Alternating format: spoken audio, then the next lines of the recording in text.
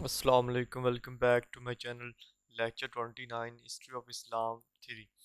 Third खलीफा हज़रत उस्मान बिन अफ़्फ़ान रज़ियल्लाहु अन्हु के बारे में डिटेल से पढ़ेंगे, लेकिन उससे पहले जो पिछले क्विज़ हुआ है उसमें दो क्वेश्चन ऐसे थे जिनका कंफर्मेशन नहीं हो पाई, लेकिन कुछ दोस्तों ने उसकी अच्छी तरह से कंफर्मेशन कर दी। पहले ये कि हज़रत अबू बकर सिद्दीक़ रज़ियल्लाहु अन्हु से सबसे पहले किसने बैत ली, तो वो कौन थे? हज़रत उमर रज़ियल्लाहु अन्हु थे। ठीक है। और दूसरा क्वेश्चन ये था कि जो हज़रत उमर रज़ियल्लाहु अन्हु है और हज़रत जो अबू बकर सिद्दीक़ रज़ियल्लाहु अन्हु है, उनमें से जो सबसे पहला अमीरुल मोमिनीन किसको कहते हैं? तो वो हज़रत उमर रज़ियल्लाहु अन्हु को कहते हैं। ठीक है। उसमें यह है कि खलीफा जो पहले हैं वो हज़रत अबू बकर सिद्दीक़ रज़ियल्लाहु अन्हु है, लेकिन जो अमीरुल मोमिनीन है वो हज़रत उमर रज़ियल्लाहु अन्हु। ठीक है। तो ये लेक्चर स्टार्ट करते हैं। थर्ड खलीफा हज़रत उस्मान बिन अफ़्फ़ान रज़ियल्लाहु अन्हु। जैसा कि पिछले दो लेक्चर्स हमने अगर देखें कि उनसे कितने एमसीक्यूज आपने हल किए होंगे जो हमारे पास क्विज आया, सेम उसी तरह ये दो नेक्स्ट लेक्चर्स भी खलीफा पर हैं। तो इन दोनों को भी आपने अच्छे तरीके से याद करना है। ये जो चार वाले नेक्स्ट वाले हैं बिल्कुल एमसीक्यूज के हवाले से बहुत ही ज़्यादा इंपॉर्टेंट है, और इसमें एमसीक्यूज जो है वो ज़्यादा जो है जो जो भी खलीफा है उसके इंट्रोडक्शन में से ही आते हैं। जैसे कि यहाँ पर इंट्रोडक्शन है, हज़रत उस्मान रज़ियल्लाहु अन्हु का नेम क्या था? उस्मान था। कुनियत क्या थी? अबू अब्दुल्ला थी। ठीक है। और टाइटल क्या था? ज़ुन्नुरैन का टाइटल था, क्योंकि इनके जो दो डॉटर्स थी आप सल्लम के दो बेटियों का इनसे जो शादी हुई हुई थी, इसलिए इनको ज़ुन्नुरैन कहा जाता है। ठीक है। गनी जो था इनका टाइटल था, गनी भी और ज़ुन्नुरैन भी। ये spend a lot of money in the, यानी अल्लाह के रास्ते में बहुत सारा जो है पैसा वो देते थे। ठीक है। ट्राइब क्या था? ट्राइब था बनु उमैया। बनु उमैया का ख़ानदान था हज़रत उस्मान रज़ियल्लाहु अन्हु का। ठीक है। और फादर का नेम क्या था? आफ़ान बिन अबिल आस। ठीक है। और मदर का नेम क्या था? अरवा बिनते कुरैश। अरवा बिनते कुरैश मदर का नाम था। ये सारे आपने याद रखने। चिल्ड्रन कितने थे? 9 बच्चे थे। ठीक है। नाम क्या है? अब्दुल्ला, अब्दुल्ला अलस्कर, अमर, खालिद, उमर, अबान, वलीद, सईद, अब्दुल मालिक। और 7 बेटियां थी, मरियम, उम्मे सईद, उम्मे अबान, उम्मे अमर, आयशा, मरियम बिनते नैला, उम्मल बनी। और पैदा कब हुए? जो मोस्ट इम्पोर्टेंट क्वेश्चन एमसीक्यूज पूछा जाता है। पैदा कब हुए? 6 साल बाद, after the year of elephant. और जो शहादत कब हुई? 18 जुलहज को, 35 हिजरी को। 18 जिलहज थी और 35 हिजरी थी। ये इंपॉर्टेंट है। ठीक है। वफात और बर्थ डेट, वफात date, father name, mother name, और टाइटल और कुनीयत और नेम, ये चीज़ें इंपॉर्टेंट है। ठीक है। तो यहाँ पर कुछ पर्सनल कैरेक्टरिस्टिक्स हैं वहाँ पर उस्मान रज़ी अल्लाह अन्हु के बारे में। सबसे पहले कि ये अकेले शख्स हैं जिन्होंने आप वसल्लम की दो बेटियों के साथ शादी की। ठीक है। उसके बाद यानी कन्वर्सेशन, इस्लाम में दाखिल होने से पहले भी जो हज़रत उस्मान रज़ी अल्लाह अन्हु से उनसे कुरैश के लोग बहुत ही प्यार करते थे, क्योंकि उनकी नोबल क्वालिटीज़ की वजह से। और अरब की जो लोग उस वक्त लोरियाँ गाती थी, जिसको लोरियाँ लोलोबीज़ भी कहते हैं, वो अपने चिल्ड्रन को सुनाती थी। तो वो क्या कहती थी कि I love you as much as the Quraysh love Usman, यानी मैं तुमको इतना प्यार करती हूँ जितना कि कुरैश के लोग उस्मान से प्यार करते हैं। ठीक है। और उसके बाद यहाँ पर है कि आप सल्लल्लाहु अलैहि वसल्लम ने फरमाया था कि हज़रत उस्मान रज़ी अल्लाह अन्हु जो है वो हज़रत इब्राहीम अलैहिस्सलाम की तरह नज़र आते हैं। लुक उनकी हज़रत इब्राहीम अलैहिस्सलाम की तरह। ये एमसीक्यूज़ है ये वाली लाइन। ठीक है। उसके बाद है कि आप सल्लल्लाहु अलैहि वसल्लम के फरमान के मुताबिक हज़रत अली रज़ी अल्लाह अन्हु जो है वाज द फर्स्ट पर्सन है आफ्टर द प्रॉफिट लॉर्ड लूत अलैहिस्सलाम। हज़रत लूत अलैहिस्सलाम के बाद हज़रत उस्मान रज़ी अल्लाह अन्हु वो पहले शख्स हैं जिन्होंने अपनी फैमिली के साथ अल्लाह की राह में जो है हिजरत की। ठीक है। और अपोन हिज अराइवल, यानी जब हज़रत उस्मान रज़ी अल्लाह अन्हु आते थे तो आप सल्लल्लाहु अलैहि वसल्लम अपने कपड़े सीधे कर लेते थे। ठीक है। बदन जो है उसको ढांप लेते थे। ठीक है। इस और कहते थे कि why should I not be ashamed of the person, यानी मैं उससे शर्म क्यों ना करूं उस शख्स से जिससे कि जो फरिश्ते हैं वो भी शर्म करते हैं। ठीक है। ये है हमारे पास ये। और यहाँ पर ये दोबारा ऊपर वाली लाइन को ही दोबारा दोहराया गया। ठीक है। यहाँ पर ये थर्ड वाली ये 3 लाइन जो है ये ऊपर वाली लाइन्स को ही दोबारा लिखा हुआ है। नीचे वाले देख लेते हैं। He was the fourth among man who impressed Islam, यानी मर्दों में से चौथे नंबर पर हज़रत उस्मान रज़ी अल्लाह अन्हु है जिन्होंने इस्लाम को कबूल किया। पहले नंबर पर हज़रत अबू बकर सिद्दीक़ है, उस दूसरे नंबर पर हज़रत अली है, बच्चों में से पहले नंबर पर है। हज़रत ज़ैद बिन हारसा जो है वो तीसरे नंबर पर हैं, और हज़रत उस्मान रज़ी अल्लाह अन्हु चौथे नंबर पर हैं। और जब इन्होंने इस्लाम कबूल किया तो इनकी जो उम्र थी वो कितनी थी? 34 ईयर्स थी। ठीक है। इसको आपने याद रखना, ये एमसीक्यूज़ है। यहाँ पर आप रज़ी अल्लाह अन्हु की जो सखावत थी, जेनरसिटी जिसे कहते हैं, वाज अनपैरेलल्ड। यानी बेमिसाल थी। That's why he was been given the title of Ghani. Ghani का टाइटल इनको इसलिए वजह से ही दिया गया था, ठीक है। आप जी बात करते हैं इनके, जब इन्होंने इस्लाम कबूल कर लिया तो उसके बाद इन्होंने क्या क्या कारनामे सर जब दिए। तो सबसे पहले इन्होंने 2 दफ़ा हिजरत की थी अल्लाह के रास्ते में। एक दफ़ा अबिसिनिया की तरफ और दूसरी तरफ मदीना की तरफ, ठीक है। उसके बाद इन्होंने तमाम जो गज़वात हुई, जितने भी गज़वा उनमें पार्टिसिपेट किया था, सिर्फ एक गज़वे के अलावा। वो कौन सा था? गज़वा बदर का। उसमें क्यों नहीं की थी? क्योंकि इनकी जो बीवी थी हज़रत रुकिया अलैहिस्सलाम, जो कि आप सल्लल्लाहु अलैहि वसल्लम की डॉटर थी, बेटी थी, वो बहुत बीमार थी, ठीक है। ये रीज़न था कि आपने ग़ज़वा बदर में पार्टिसिपेट नहीं किया था। उसके बाद प्लेज ऑफ रिजवान जो थी वो किसकी, उसका रीज़न कौन था? हज़रत उस्मान रज़ी अल्लाह अन्हु थे, ठीक है। और इस मौके पर आप सल्लल्लाहु अलैहि वसल्लम ने अपने हाथ को उनका हाथ यानी हज़रत उस्मान रज़ी अल्लाह अन्हु का हाथ भी करार दिया था। And also swore allegiance on his behalf, यानी उनके तरफ से जो बैत भी ली थी। यानी आपने अपना हाथ रखा था ऊपर, साहबा के हाथ रखे थे और सबसे ऊपर हाथ रखा था दूसरा हाथ, और कहा था कि फरमाया कि ये जो हाथ है ये जो है हज़रत उस्मान रज़ी अल्लाह अन्हु का, और उसके ज़रिए ही बैत भी ली थी, ठीक है। On the occasion of battle of तबूक, यानी ग़ज़वा तबूक के मौके पर आप हज़रत उस्मान रज़ी अल्लाह अन्हु ने अपनी बहुत सारी रकम जो थी अल्लाह के रास्ते में खर्च कर दी थी, दे दी थी। और आप सल्लल्लाहु अलैहि वसल्लम ने इस मामले में बहुत खुश हुए और फरमाया कि नो एक्शन ऑफ उस्मान रज़ी अल्लाह अन्हु would harm him after today, यानी आज के बाद कोई भी चीज़ हज़रत उस्मान रज़ी अल्लाह अन्हु को नुकसान नहीं पहुँचा पाएगी, ठीक है।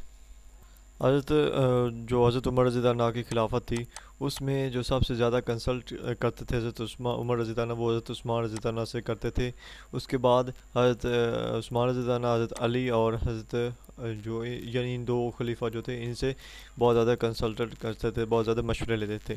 और इसी तरह हज़रत उस्मान रज़ी अल्लाह अन्हु ने एडवाइस किया था हज़रत उमर रज़ी अल्लाह अन्हु को कि हिजरी कैलेंडर जो है उसको स्टार्ट करें, और किस महीने में? मंथ के महीने में, मुहर्रम के महीने में, सॉरी मुहर्रम के महीने में हिजरी कैलेंडर को स्टार्ट करने की जो एडवाइस दी थी वो हज़रत उस्मान रज़ी अल्लाह अन्हु ने की थी। और जिसने शुरू किया था वो कौन था? हज़रत उमर रज़ी अल्लाह अन्हु, ठीक है। उसके बाद देख लेते हैं हिज ऑनर्स एंड ग्लोरिफिकेशंस। तो हज़रत उस्मान रज़ी अल्लाह अन्हु जो हैं उनकी बहुत ज़्यादा इज़्ज़त थी, और सबसे पहले कि उनको दुनिया में ही 2 दफ़ा जो जन्नत मिल गई थी। वो कैसे? सबसे पहले जब उन्होंने कुआं ख़रीदा था पानी का, वेल ऑफ रुमा जिसका नाम था, ठीक है, वेल ऑफ रुमा ख़रीदा था, ठीक है। और इसको मुसलमानों के लिए डेडिकेट कर दिया था, वक़फ़ कर दिया था, क्योंकि आप सल्लल्लाहु अलैहि वसल्लम ने फरमाया था कि जो वेल ऑफ रुमा जो शख्स ख़रीदेगा और उसको मुसलमानों के लिए वक़फ़ कर देगा तो उसको लिए जन्नत में जो है एक मुकाम मिलेगा, ठीक है। और दूसरा जो है, दूसरा कब हुआ? जब आपने मस्जिद के लिए ज़मीन ख़रीदी और उसे मस्जिद के लिए वक़फ़ कर दी। तो आप सल्लल्लाहु अलैहि वसल्लम ने फरमाया था कि जो शख्स ज़मीन ख़रीदेगा और उसे मस्जिद के लिए वक़फ़ कर देगा तो वो क्या कहता है, जन्नत में उसे आला मुकाम मिलेगा, ठीक है। उसके बाद हज़रत उस्मान रज़ी अल्लाह अन्हु को आप सल्लल्लाहु अलैहि वसल्लम के मुँह से गुड न्यूज़ मिली जन्नत की, यानी कि वो जन्नत में जाएंगे, ठीक है। और आप सल्लल्लाहु अलैहि वसल्लम फरमाते थे कि अमॉन्ग माई कंपनी, यानी मेरे सहाबा में से जो उस्मान है, उस्मान रज़ी अल्लाह अन्हु है, उनके जो हैबिट्स हैं, मॉरल्स हैं, वो मेरे साथ मिलते जुलते हैं, ठीक है, यानी मोस्ट सिमिलर है, ठीक है। ये क्विज़ भी है कि आप वसल्लम ने किस को कहा था कि मोस्ट सिमिलर हैबिट्स और मॉरल्स उसके आपके साथ मिलते हैं, तो वो हज़रत उस्मान रज़ी अल्लाह अन्हु है, ठीक है। उसके बाद है कि अली प्रॉफेसर ने रिपोर्टेड द मार्टरडम ऑफ हज़रत उस्मान, यानी शहादत के बारे में भी रिपोर्ट किया था। Hand is righteous during the conflict, फितना के दौरान उनका राइटनेस जो था, जो सही तरह से वो ठीक थे, वो भी उन्होंने बयान किया था। Once the holy prophet mention है कन्फ्लिक्ट, फितना यानी एक दफ़ा बयान कर रहे थे तो हज़रत उस्मान रज़ी अल्लाह अन्हु वहाँ से गुज़रे, तो आप वसल्लम ने फरमाया this person will be killed oppressively on that day, यानी ये शख्स उस दिन जो है ऑपरेसिवली जो है किल हो जाएगा, मार जाएगा। And said that this person will B righteous, यानी उस दिन ये शख्स जो है वो राइट होगा, राइटियस पर्सन होगा, ठीक है। अब आप रज़ी अल्लाह के एज अ खलीफा होने के नाते जो आप रज़ी अल्लाह ने अपना किरदार अदा किया वो देखते हैं, और इसमें बहुत सारे MCQs हैं। सबसे पहले है कि third day of the burial of Umar Farooq रज़ी अल्लाह, ठीक है, और 4 मुहर्रम 24 हिजरी में उमर फ़ारूक रज़ी अल्लाह का वफ़ात हुई, और यकम मुहर्रम थी, ठीक है। उनके 3 दिन बाद थर्ड डे जब 4 मुहर्रम थी, उस दिन को हज़रत उस्मान रज़ी अल्लाह को सहाबा के आपस में मीटिंग के साथ इनको एज अ खलीफा जो है वो चुन लिया गया था। और खलीफा चुनने के बाद, खलीफा होने के बाद हज़रत उस्मान रज़ी अल्लाह अन्हु ने सबसे पहले लेटर कुछ खत लिखे थे गवर्नर्स और कमांडर्स को, जो ठीक है गवर्नर कमांडर को खत लिखे थे और उन्हें कुछ एडवाइस भी दी थी। इनके दौरे हुकूमत में बहुत सारी टेरिटरीज़, बहुत सारी रियासतें, जिससे कि मोस्ट ऑफ रूम, सबर, जिरजान, दारबजरो, ये सारी जो थी वो कनक्योर्ड थी, यानी इनको फ़तह किया गया था इनके दौर में। इन 24 AH यानी 24 हिजरी में 26 हिजरी में हज़रत उस्मान गनी रज़ी अल्लाह अन्हु ने मस्जिद अल हराम जो है उसको खुला किया था, उसको बड़ा किया था, ठीक है, ये आपने याद रखना है एज MCQs। उसके बाद है in 26 AH at the request of the people of Mecca new port of Jeddah was built in the place of the old port of Shoaiba. Old port का नेम का था शोएबा था, उसकी जगह पर नया पोर्ट बिल्ट हुआ जद्दा, जिसका जो नेम था वो जद्दा था, और जो सन था वो 26 जो है हिजरी में इसको बिल्ड किया गया था। और बिल्ड करवाने वाला कौन था? हज़रत उस्मान गनी रज़ी अल्लाह अन्हु, ठीक है। और 29 हिजरी में क्या हुआ कि मस्जिद नबवी को एक्सपेंड किया और इसमें कुछ डेकोरेशन भी की। करने वाला कौन था? हज़रत उस्मान गनी रज़ी अल्लाह अन्हु, ठीक है। उसके बाद है हज़रत उस्मान रज़ी अल्लाह अन्हु बिल्ट दी दारुल क़ज़ा, दारुल क़ज़ा जो बिल्ड किया।